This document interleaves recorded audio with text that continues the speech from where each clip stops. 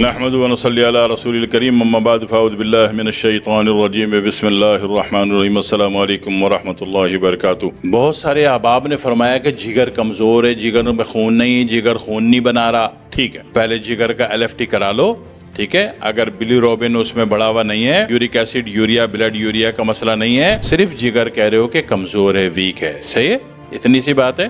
تو جگر کا اپنا بھی ایک خون ہوتا ہے، اگر اس کو ہم پروڈیوس کر دیں، اور جگر سب سے بڑا باڈی میں جنریٹر کیا ہے؟ جگر، ٹھیک ہے، یہ یاد رکھ لیجئے گا۔ دماغ فریکوینسی پہ چلتا ہے، دل فریکوینسی پہ چلتا ہے، لیکن جو فزیکل جو گرینڈ پارٹس ہے وہ آپ کا جگر ہے، ٹھیک ہے۔ جگر صحیح کام کرتا ہے تو کھانے کی غذا کے بعد آفٹر دا پروسیجر اس کے ہاضمے کے اس کے جو کارٹیکس بنتا ہے، کارٹیکس کہہ لیجئے، امائنو ایسڈ کہہ لیجئے، یا پھر الکوہل شراب کہہ لیجئے، جو کھانے کے بعد تیار ہوتا ہے، وہ جگر لے کے پوری باڈی کو، ہر یونٹ کو اس کی سپلائی دیتا ہے۔ تو جگر صاحب خود ہی کمزور نکمے نکھٹو ہو کے بیٹھے ہوئے ہوں، بیگم سے بیلن کھا کے، تو کیا خاک آگے سپلائی دیں گے؟ وہ تو اپنے ہی کھجا رہے ہوں گے نا سر، اپنے ہی دبا رہے ہوں گے ہاتھ پاؤں، ہے نا۔ تو ایسا کرتے ہیں کہ اگر ایسی کیفیت ہے، صرف جگر کمزور ہے، یا کہہ لیا جائے کہ جگر جو ہے ضعف جگر کا شکار ہے، ٹھیک ہے، جگر جو ہے ضعیف ہے، جگر کمزور ہے، باقی رپورٹ آپ کی ٹھیک ہو، یعنی کہ HB ٹھیک آ رہا ہو، WBC ٹھیک ہو، RBC ٹھیک ہو، پلیٹلیٹس ٹھیک ہو، بلیروبن بڑھاوا نہ ہو، urea uric acid blood urea بڑھاوا نہ ہو، ٹھیک ہے، تو صرف یہ مسئلہ ہو، تو پھر جگر کو زندہ کیا جا سکتا ہے، طاقتور کیا جا سکتا ہے، توانا کیا جا سکتا ہے، مجسم کیا جا سکتا ہے، بہادر کیا جا سکتا ہے۔ ہاں جی، وہ فوجیوں سے سنا ہوگا نا، شیر جیسا جگرا چاہیے، تو جو جگرا ہوتا ہے نا وہ لیور کو ہی کہتے ہیں وہ، ٹھیک ہے۔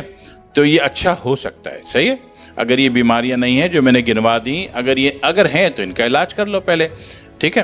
اور اگر یہ نہیں ہے، صرف جگر کو مضبوط سے مضبوط تر کرنا ہے اور بہادر سے بہادر تر کرنا ہے، تو اس کا طریقہ بڑا آسان ہے۔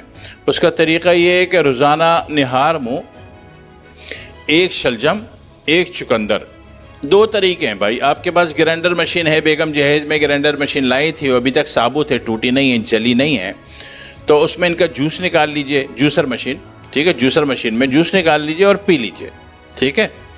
اور برکت کے لیے کوارٹر لیمو بھی نچوڑ لیا کریں۔ لیمو سے کیا ہوتا ہے کہ ہر چیز میں کرنٹ پیدا ہو جاتا ہے، وہ تیز سفر کرتی ہے، جلدی سفر کرتی ہے، اور اس کو اپنے ٹارگٹ تک پہنچنے میں جو رکاوٹ ہے، ریزسٹنس ویلیو ہے، اس کی مزل ویلوسٹی بڑھ جاتی ہے، اور وہ جلدی ٹارگٹ کو پہنچ جاتا ہے اور کام اچھا ہو جاتا ہے۔ تو برکت کی نیت سے کوارٹر لیمو بھی نچوڑ دینا اس میں، تو یہ پی جاؤ۔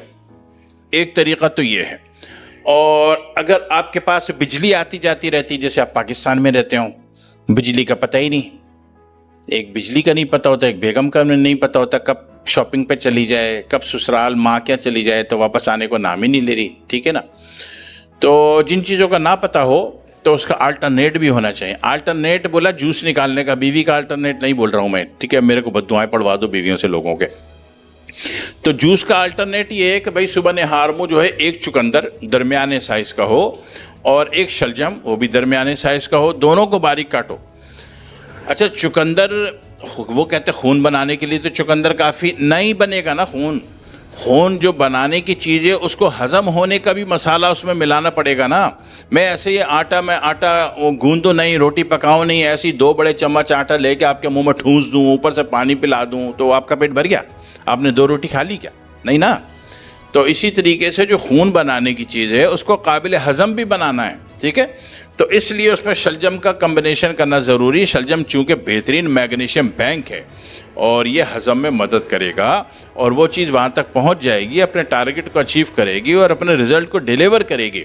تو اس کے لیے کیا کرو کہ 1 شلجم لے لو، 1 چقندر لے لو، اور دونوں کا جوس وہ دونوں باریک جوس تو ہو گیا نا، وہ تو بیگم لے گئی نا جہیز میں، اپنا جو جوسر لائی تھی اس کو چھوڑ دینا اس کی جان۔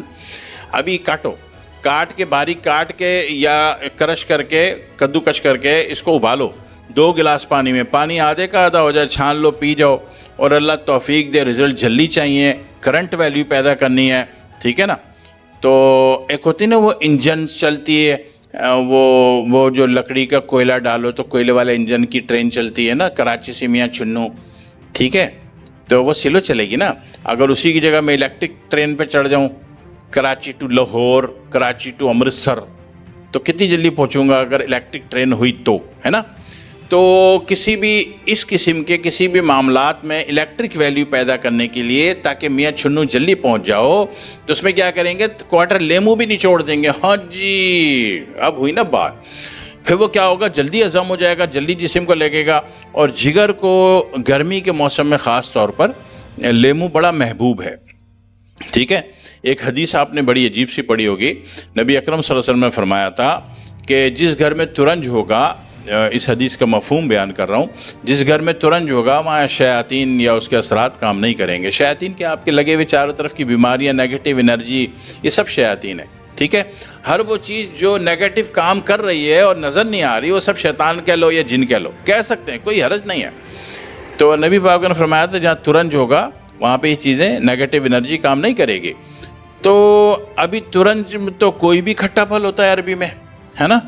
تو ترنج کا جو بادشاہ ہے وہ جناب علی لیمو ہے. ٹھیک ہے. تو لیمو آسان چیز ہے، اس کی خرید بھی آسان ہے اور اس کا استعمال بھی آسان ہے.